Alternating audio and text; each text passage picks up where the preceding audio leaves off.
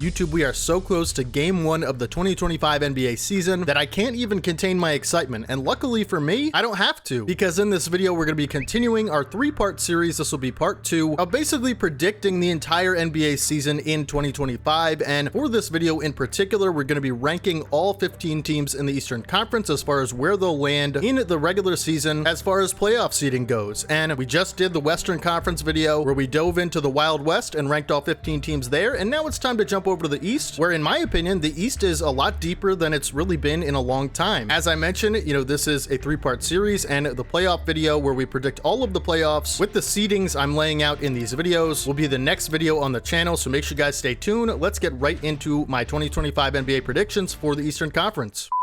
And last video for the Western Conference, we basically went 1 to 15. I'm actually going to be reversing that order for this video, so we're going to go from bottom to top this time around. And so again, I will reiterate one more time, it is important to remember with this ranking, these rankings don't necessarily mean that I think, a team that's ranked number 3 is going to be better overall than a team ranked number 5. It just means that I think they'll have a better regular season. This is what these rankings are. And so just keep that at the back of your head, throughout this video. This is just rankings in terms of regular season wins, all right? And so at number 15, we're going to start out the list, and I'm going to have the Brooklyn Nets finishing with the worst record in the Eastern Conference. And as I mentioned in the Western Conference video, this has nothing to do with what I really think of the Nets overall as far as their strategy goes. This is clearly a team engaging in a long-term rebuild process. I think it's a good move trading Mikal Bridges for all those draft picks. You really needed to enter this rebuild for a while now, and I think Nets fans can rejoice that something is being done to propel them as far as their future goes. I like the young talent on the roster, in particular some of the big men, right? We have Noah Clowney, who I think is going to have a big time,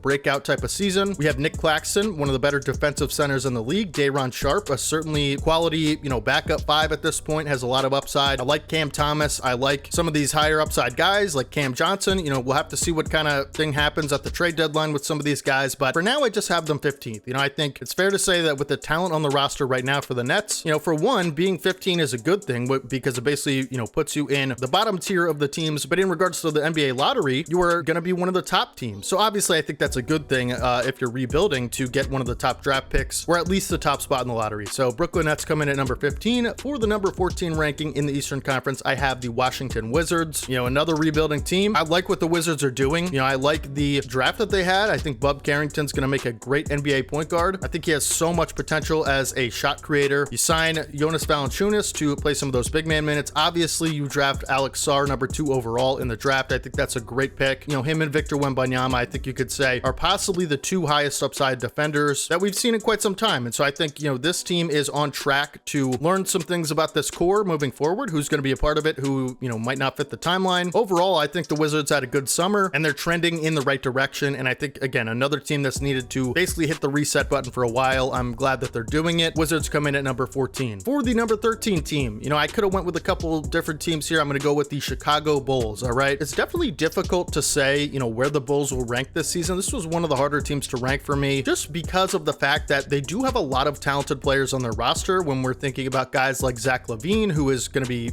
healthy and motivated to perform well this season. Potentially, if he does perform well, we could see him traded by the deadline, but he does have that massive contract. We'll have to see how that turns out. You do have Nick Vucevic, still a really great offensive center. Kobe White last season, was definitely in consideration for most improved player. You bring in Josh Giddey in the Alex Caruso trade to really, bolster this team as far as playmaking. We'll have to see what happens with Lonzo Ball and whether or not he'll play a lot of games this season, but you do get the steal of the draft, in my opinion, at 11th overall in Matas Buzelis, one of my favorite prospects on both ends of the floor. And so I think there's a lot of talented players on this roster, as I mentioned, but I also think this team might not necessarily be on track for a great season. There's a lot of things up in the air. Like if everything goes well for the Bulls, I could see them, somewhere in the play-in range. If everything, goes how I think it might go, on the higher probability side, I think they, are one of the bottom tier teams in the conference, even though they do have a lot more talent than, maybe some of these other teams closer to them, like the Wizards and the number 12 pick that I'm going to be making for this list. But I do think the Bulls could literally be anywhere from 15 as far as their finish to like 9 or 8. So we'll have to see what happens. But,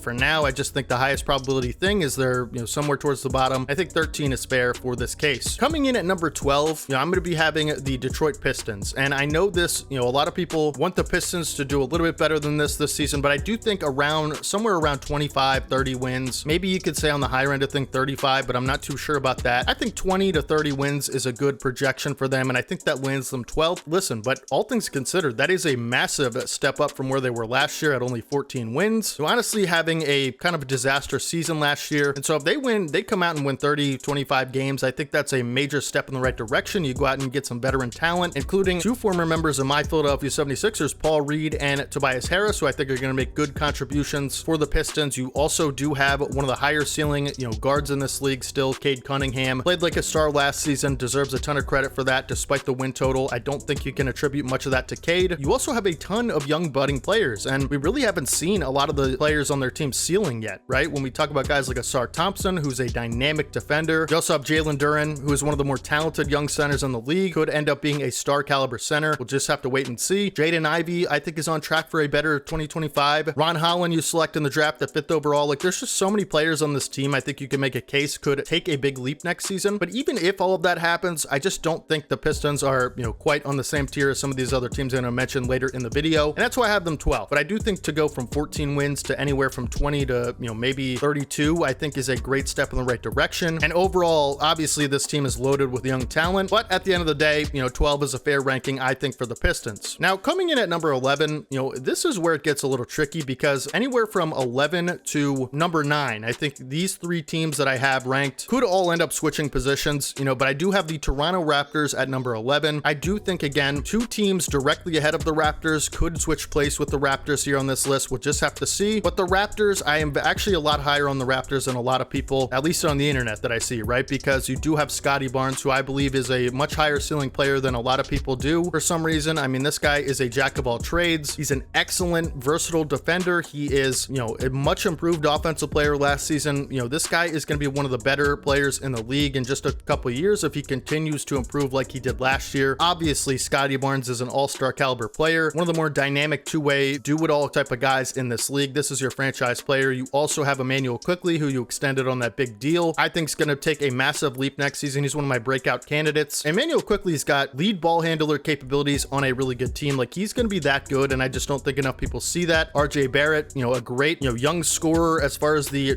wing position goes. I mean, there's just so much to like about this team. You do have some veteran bigs in Kelly Olynyk and Jakob Poeltl, who I think are super capable of contributions on a good team. I mean, all things considered, I think the Raptors could end up being like the 9 seed in the play-in tournament, and we'll just have to see how everything goes with them this year. But anywhere from 11 to 9 is where I'm going to have the Raptors, but I do give a couple teams a slight edge, including the Charlotte Hornets, who I have at 10th. I will say the reason I have the Charlotte Hornets at 10th is because I think their ceiling is higher this season than the Toronto Raptors, but I also think their floor is a lot lower than the Toronto Raptors. Another tough team to rank is the Charlotte Hornets. You have a lot of talent on this team. I mean, to start off, you have one of the more, premier offensive point guards in the league, LaMelo Ball, who hopefully, knock on wood, we can see a healthy season from next year. LaMelo is just so talented, and the fact that he's been, injury riddled is super unfortunate because when he does play, he is so exceptional at playmaking and scoring and, really everything offensively, in my opinion. And then you have Miles Bridges coming back, who had a bounce back season last year on a, 3-year deal. And honestly, we haven't really seen him and LaMelo play all that much together in the last couple of years, and they have a dynamic connection with each other as far as a two-man punch. You also have Brandon Miller, who, again, another one of my breakout candidates next season. I think Brandon Miller is going to jump up somewhere anywhere from 20 points to 25 points a game next season on extremely high efficiency from outside. This is going to be one of the most lethal shooters in the league. It's only a matter of time. Even last season, he showed the capability to do that. This guy's just an absolute problem. He's just a bucket. And I think if Brandon Miller is going to take that leap, then you say, hopefully if LaMelo stays healthy, if Miles Bridges,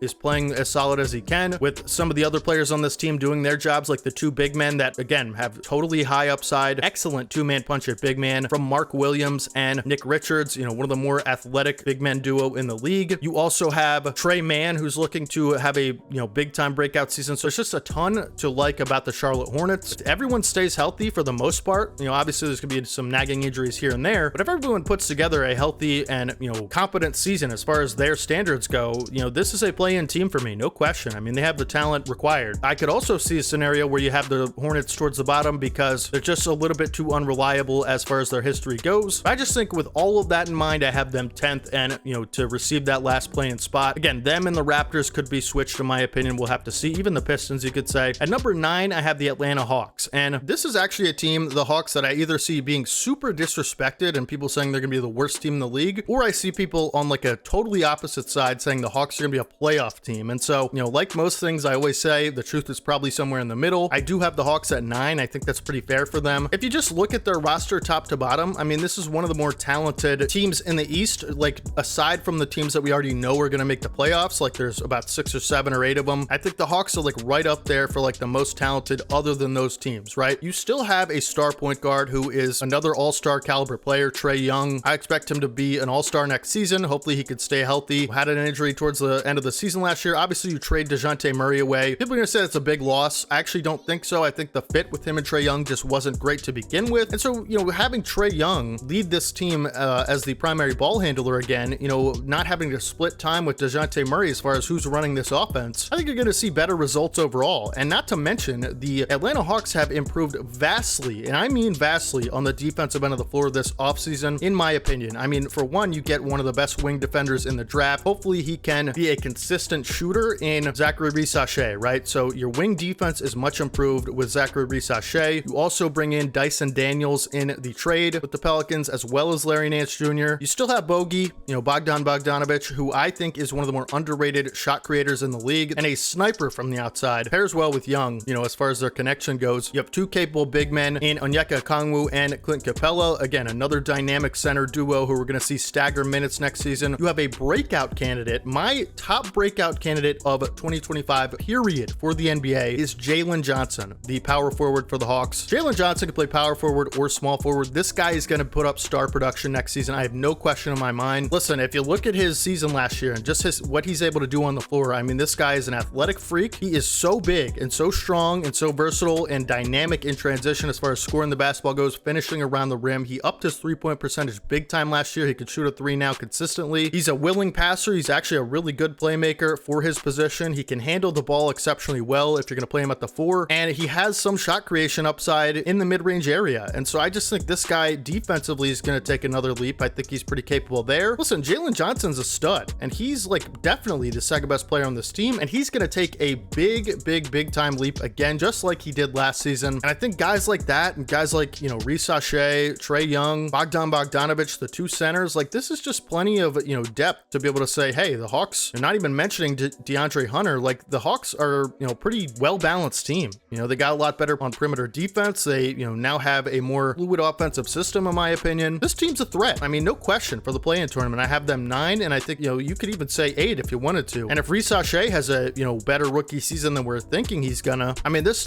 team's gonna be an absolute nightmare to play against, right? Okay, and so here is where the list gets a little complicated, because this is where you start to see from 8 and beyond, like the legit playoff contenders. You know, there are so many in the East now, which is awesome to see the competition rising for the Eastern Conference. But I'm telling you, there is a big gap between the Hawks and the next 8 teams, right? And starting with the Miami Heat, who I have at the 8th spot. And again, this doesn't mean, you know, teams that are ranked in the play-in tournament behind some of these other teams, I think they're, you know, better or worse. I actually think, you know, some of the teams ranked ahead of, you know, some of these play-in teams, including Miami and the number 7 pick I have, they're kind of in a similar tier. But my point is that, like, again, ranking Miami Heat 8 doesn't mean that I think they're the 8th best team. It just means I think they'll have the 8th best regular season. And so with that being said, you know, the Miami Heat are actually really dangerous in the East this season. And I actually think with everybody returning healthy, you know, Jimmy Butler hungry and motivated to earn that, you know, max extension with the Heat, hopefully, if you're a Miami Heat fan, you see him perform a lot better and more consistent during the regular season and actually put a ton of effort into it. You have Terry Rozier coming back, hopefully gain some more chemistry with some of these guys. Tyler Hero could be a 6th man off the bench like he was in, you know, 2021, I believe, when he won 6th man of the year. Like, these guys are really, you know, all 3 of those guys are super good at shot creation and playmaking. And I think, you know, the perimeter scoring is a lot better for the Heat. When you look at Bam Adebayo, who is, you know, in my opinion, probably the 3rd best center in the league, adding a 3-point arsenal to his game. You know, and so now he's going to be able to, if you watch the Olympics, you could see he's going to be able to, you know, hit those catch and shoots pretty consistently. That makes this team a lot more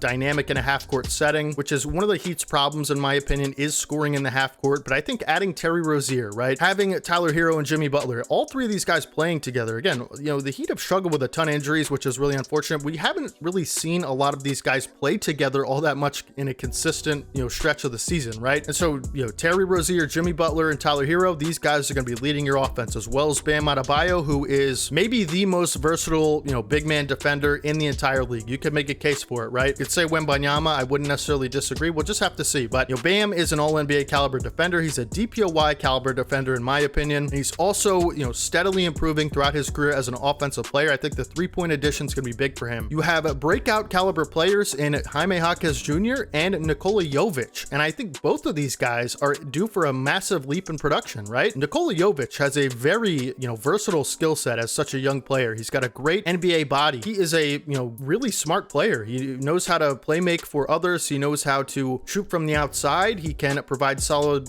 quality defense, in my opinion, with the length. So there's just a ton of upside in Nikola Jovic's game that I think you'll see a lot more of next season. You also have Haywood Highsmith coming back on a deal who can provide solid, wing depth. Kevin Love, obviously great floor spacing, big, right? And then Khalil Ware out of the draft. I mean, come on. This guy, if Coach Spoelstra and, Pat Riley can get this guy's motor working correctly, assuming that's even a problem, that's just what I hear. How is this not one of the higher upside players in the draft? I mean, you're talking about a center-sized player that could maybe even play power forward next to Bam Adebayo, who has exceptional floor spacing ability for his position. That could be a monster rebounder and offensive, finisher and defensive rim protector. I mean, the switchability on this team is going to be absolutely incredible. Not even to mention Jaime Jaquez, who I think is certainly one of the more NBA ready prospects I've ever seen. Like last season, he played like a 5-year veteran. I think he just, adds another year to that. I think he's super slept on as a player, as a young player, really. I just have, I hold the Heat in high regard, but I just think during the regular season, they just have shown us they don't seem to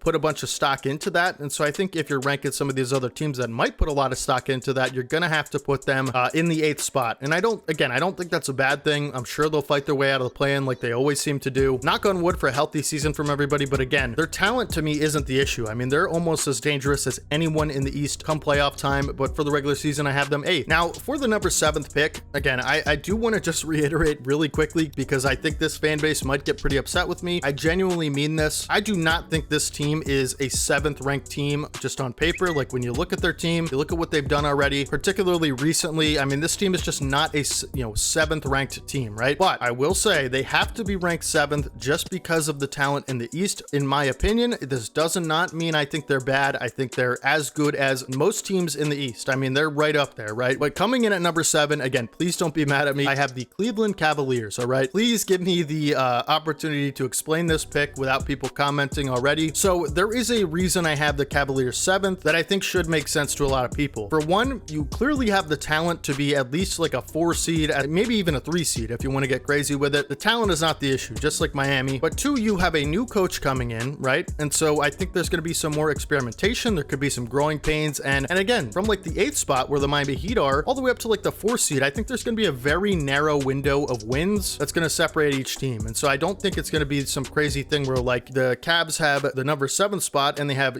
50 wins, and then the 6th spot has like 55. I don't even think it could be just 1 game separation, just like it was last season. And I think the Cavs hiring Kenny Atkinson, who I think is a great hire, they just might have to work out some things. I do expect this style of play to change quite a bit for the Cavaliers. They're certainly going to have to build an identity, right? So I think that takes time. And I think, maybe you give some of the other teams ahead of them the benefit of the doubt, just in the regular season in particular, just because they don't really have a new coach coming in. They don't have to learn a new system. They don't have to acclimate to a new identity. Again, I don't want this to be too negative. I love the Cavs and I think they are as talented as most teams in the East. I actually give them a lot higher of a shot to compete for a title than some other people do if you watch my Cavs deep dive. But people say, oh, the offseason was bad. They didn't really do anything. But I disagree. I mean, you retained Donovan Mitchell, Evan Mobley, and Jared Allen, and you brought in a coach who I think is going to raise your ceiling. But as far as the regular season goes, I have them at 7th. I hope Cleveland fans accept my explanation. If not, I understand. I just, really hope you, think about it because I don't want to, make anybody upset, but I can't make everyone happy with a list like this. And so hopefully Cavs fans don't hate me for it.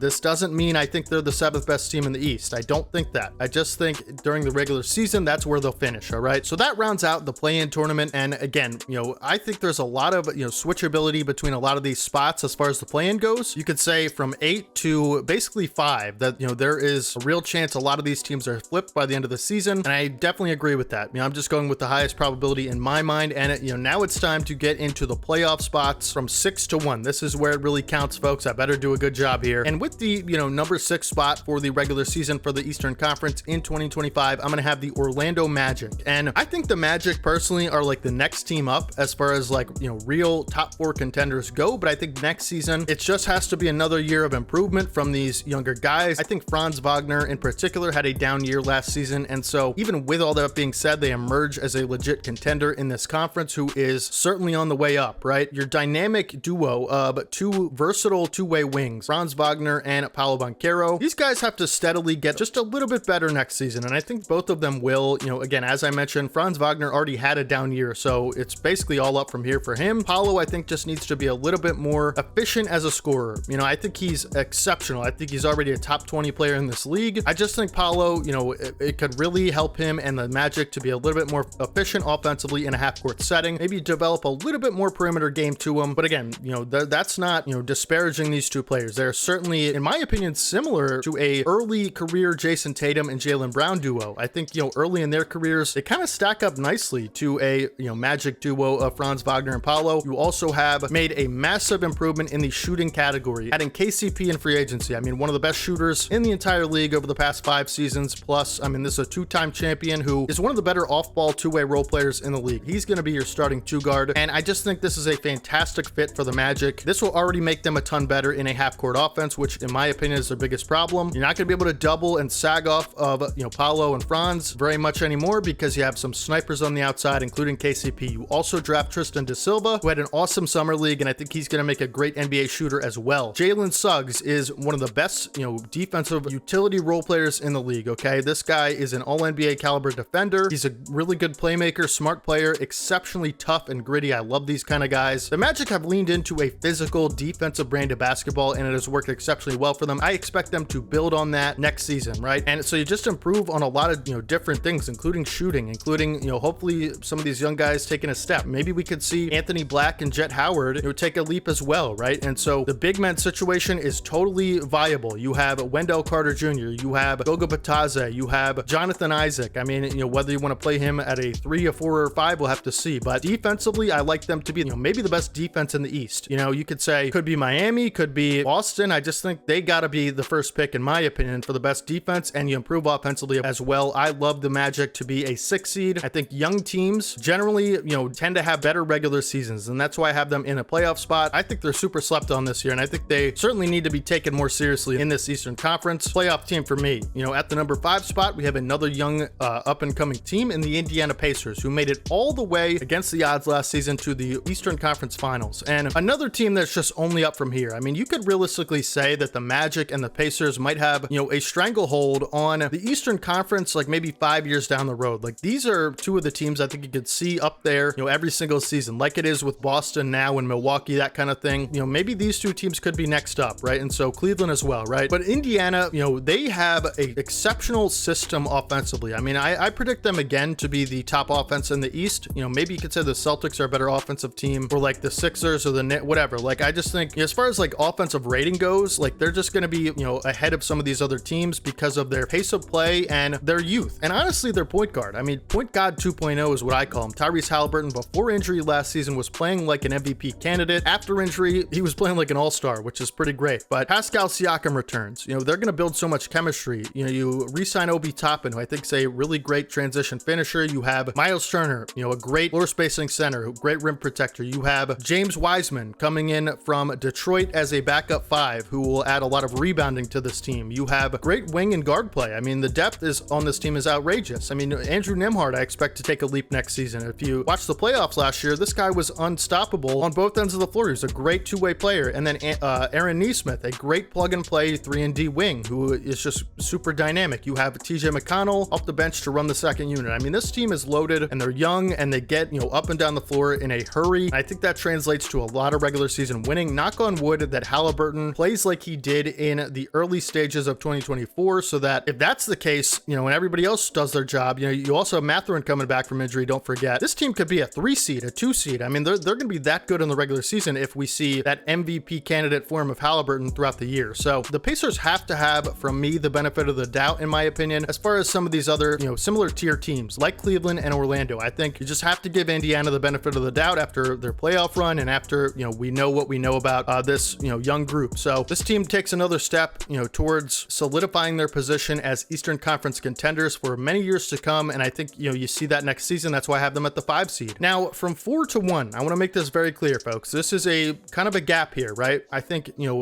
from 8 to 5 is a really good, caliber of team. I think the Heat, the Cavs, the Magic, and the Pacers all have title contender ceilings. Like, I don't think that should be disputed at all. I just think if I had to bet money on them, I would go with one of these 4 teams, right? And so there's a little bit of a gap between those teams and these top 4, and we're going to start with the, who I have as the 4th seed next season, and that is the Milwaukee Bucks. For one, there was a lot of stuff going on last season, including, changing coaches mid-season, Doc Rivers having kind of Doc Rivers effect on this team, but nonetheless, they still finished super well in the regular season. Hopefully we could see a healthy Giannis from start to finish, right? And that includes the playoffs. If Dame and Giannis can really figure this thing out, I actually think having an offseason together, a full one, having, a new coach you can count on being there for the whole season, hopefully, maybe this helps them in their chemistry. It wasn't exactly as seamless as we thought it would be. I think, having an offseason under their belt, having a regular season under their belt, and having a whole summer to really figure this thing out under the new coach, I think this is going to help them a lot. So I think there'll just be less adversity this year, and that'll help them as well. And then you do get a ton better. I love their offseason. I mean, drafting AJ Johnson and Tyler Smith,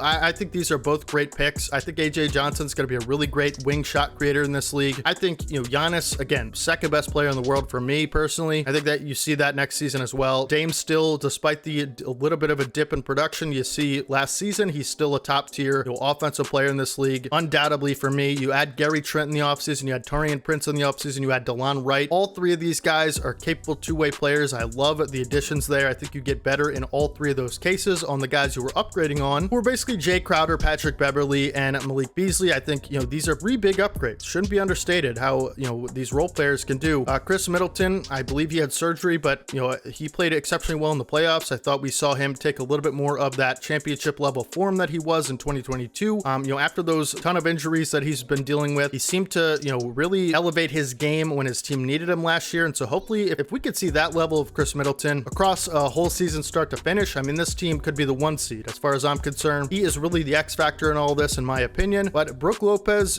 despite being so old and, memed on, like, he's just still a great defensive player, like one of the best we have in this league. And so the floor spacing ability of him, Bobby Portis, you could say this team needs a little bit more of a backup 5. I could maybe agree with that, but I just think the Bucks are in for a big season. And again, for these top 4 teams, you could make a case that any one of them could be the 1 seed. I could hear a case on it and maybe agree with you. Like, I just have the Bucks number 4 because this could be a small window of separation between all 4 of these teams with each other. So the Bucks coming in at number 4, I think I can confidently say that that's, a good selection. At number 3, we're going to have the 2024 NBA champions. Excuse me, I misspoke there. The 2025 NBA champions. We're going to have the Philadelphia 76ers, my Philadelphia 76ers. And of course, that's a joke. Don't take me seriously. I hope I'm right about that though. But no, the Sixers, I am a Sixers fan. I'll get that out of the way. Maybe you could say I'm being biased here, right? This is our year.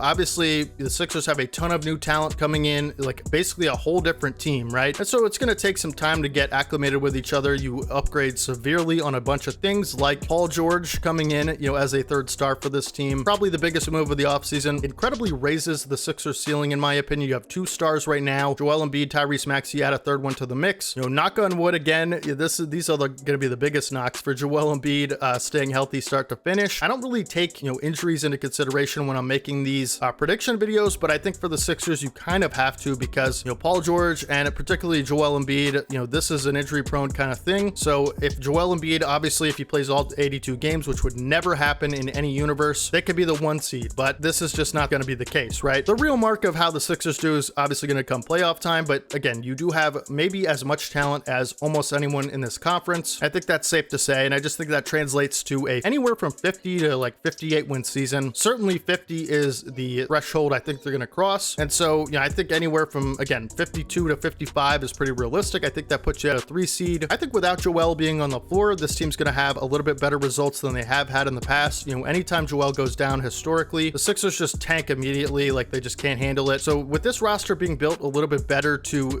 sustain a time like that, again, hopefully it just doesn't happen. We need some luck, but I just think having a backup 5 and Andre Drummond who can come in and start 15, 20 games if he has to, I think having, a exceptional core of wings and Paul George, Kelly Oubre, Caleb Martin, like that, this can really help defensively. All 3 of those guys are good defenders, good two-way players. Tyrese Maxey, again, I don't think people understand that this isn't it for him. Like, he's actually going to get better than he already is. And if you look at every single year of his career, he's done that. And so So I don't think there's a reason now to doubt this guy who basically lives in the gym and is obsessed with basketball and getting better. He's going to have an all-NBA caliber season. He's an all-NBA caliber player. And so all we need from PG is just to come in and get buckets, play a little defense, and shoot a lot of threes off the ball at a high percentage. We need Joel to dominate like he always does. And I think this, is a good ranking for 3. Please let me know down in the comment section if my bias is getting to me. At number 2, I think personally this team has a really super high floor as far as the regular season goes, and that is the New York Knicks. Now, the Knicks not only have maybe the most talented roster of anybody in the East, and not named the Boston Celtics, they have it in areas that I think really translate to regular season success, and that is basically the wing position. When you have 2 all-NBA caliber defenders on the wing, you're just setting yourself up for a lot of wins. This team offensively is going to be as good as it gets. I mean, you have the engine of this team in Jalen Brunson, who in my opinion was like top 5 in MVP voting last year. I don't know if that's how it worked out, but he was a top 5 MVP candidate for me last season. If you look at his efficiency and scoring production, offensive production in general, this guy's just gonna, again, another guy that just raises your floor a ton because he is the ultimate, game manager. And I don't mean that in a negative way as you would for a quarterback in football. I mean, this guy is like a game manager in terms of you're just always gonna have a chance to win a game late in the game if it's anywhere close when he's on the floor. Like, he'll just keep you in games, he'll put teams out of games. Like, he's just that kind of player. You're gonna be able to lock up anybody defensively from night to night on the wing. That includes the Celtics, Tatum and Brown. They're gonna be in straitjackets, right, from start to finish. I mean, having OG Anunoby and Mikal Bridges now on the wing defensively, it's unfair almost. Pairing Jalen Brunson with extremely big players is a good move on both ends. Julius Randle comes back from injury. We'll have to see what his role looks like on this team. I'm sure they'll figure it out. Center could be an issue. Backup 5. I like Mitchell Robinson. He's certainly an NBA caliber, starting center for me. But is Precious Achiuwa going to be competent enough to play, 15-20 minutes a game? It's going to have to be somewhere from 20 to like 25 because Mitchell Robinson is not the type of player you want to put out there 35 minutes a game, 30 minutes a game, because of his injury history and his size. So a player his size is going to be injury prone when you put him out there that much, and he has shown that in the past, unfortunately. Again, knock on wood for everybody to stay healthy. But I just think the Knicks, like, overall talent, when you look at their bench, right, this is one of the deeper teams in the league. You have Josh Hart coming off the bench. Like, I just don't think people realize how significant that is for this team. You have, Miles McBride, Deuce McBride as a microwave scorer off the bench. You have Cameron Payne, who you stole away from my Sixers, right? You just signed Marcus Morris Sr. Like, there's just so much good things you could say about the Knicks and their success they're going to have in this regular season. I just don't know how you'd predict them being anywhere lower than 3. I'm going to give them the benefit of the doubt over my Sixers. I think they honestly have a little bit more on the margins, and that's kind of where I, rank it, because like the Sixers might have a better like 1-2-3 punch offensively, but I just think defensively the Knicks are going to be such a problem. Like, it's going to be insane how smothering they're going to be. So I have them at the number 2 spot. Let me know down in the comment section what you think of this as well. For the number 1 seed, I think we could all see this coming, and it's going to be, pretty much the same as last year. The Boston Celtics are probably going to win 60 games this season. I know the East is a little bit tougher than it was last year. I know there are a lot of injuries towards the end of the season for the East, but I just think the Boston Celtics haven't lost an ounce of what made them so good last season. They haven't lost any significant players. They've only added 2 draft picks really, and maybe Lonnie Walker IV if he makes the team. They're incredibly well coached. They have as talented a roster as literally you could ever find probably in NBA history, maybe other than like the 2018 Warriors, although I do think that would be a good series. Like, it's just no chance that unless, knock on wood, something bad happens, that this team won't be the 1 seed in my opinion. Obviously Kristaps Porzingis is going to miss a little bit of time, I believe, in the start of the regular season. That could end up hampering them just a tad as far as their win total goes, but to say this team won't win at least, and I mean like bare minimum 55, 56, 57 games, that's their minimum. They're just better than everyone else, all right? And so it's going to really take a miracle for one of us, Eastern Conference hopefuls to knock them out of the 1 seed, knock them out of the playoffs in general. That goes for the West too. I just don't know if they're going to be able to do it either. This is going to be a real test. If you're watching this video right now, you're a fan of any other team than the Celtics in the Eastern Conference like I am that's hoping to compete. How your team does against Boston on any given night is a good test of how like ready you are for like a playoff, matchup. Listen, the Celtics can go 70% on effort and win a game against almost anybody in the league. Like, they're just too good, man. So they didn't lose anybody. KP will come back a lot, I think, healthier, and hopefully during that time, if you're a Celtics fan, you could stay pretty consistent, and I'm sure,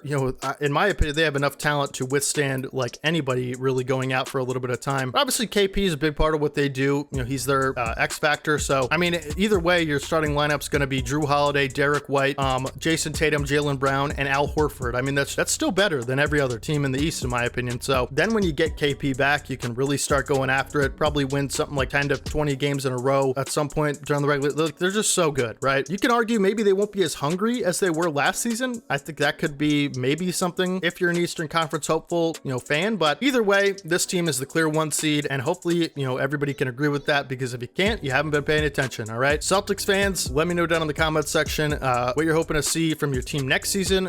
Probably just the same thing as last year, right? But hopefully you guys enjoyed the video.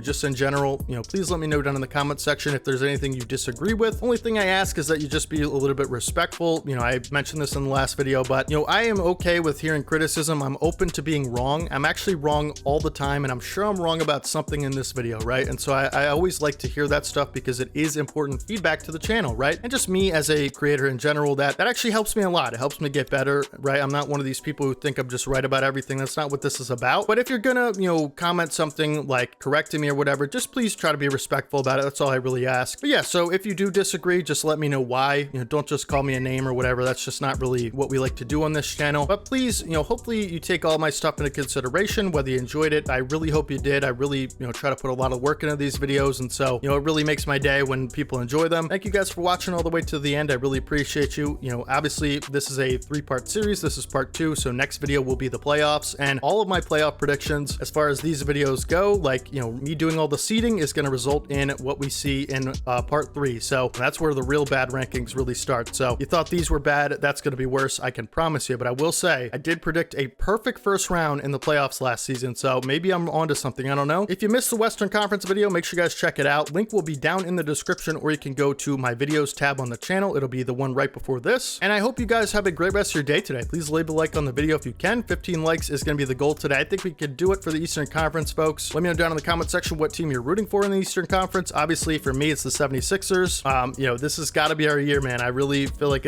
I really feel good about it, right? And I'm excited. I can't wait for the season. Let's go Sixers, right? Here they come. Please subscribe to the channel if you guys haven't already. Thank you guys so much for 14K. It really means a lot that there are that many of you that watch the videos, or at least enjoyed them enough to stick around. Turn on post notifications, because now we're on the road to 15K, and that's kind of a big milestone. So if you guys haven't already, please make sure you subscribe to stay up to date with all things NBA every day on this channel. We're going to be uploading videos just like this, before the season, throughout the playoffs, like just forever, right? That's what I hope to do. So please subscribe if you guys don't want to miss that. Be a part of this journey with me of, providing passionate NBA, commentaries and videos, hopefully the next 10 plus seasons. So make sure you guys subscribe for that. We're on the road to 15K. And then please follow my Twitter, follow my Twitch. I'm pretty active on both of those. If you want to see live streams, go to the Twitch. We stream NBA 2K content over there, and I will catch you guys in the next one. Playoff season coming next, folks. We're going to have part 3 up in no time. Make sure you have notifications on so you don't miss it. And hopefully you're as excited for that video as I am. I really hope you are. And so, I will catch you guys in the next one tomorrow. And this is your boy D-Haven as always. Peace.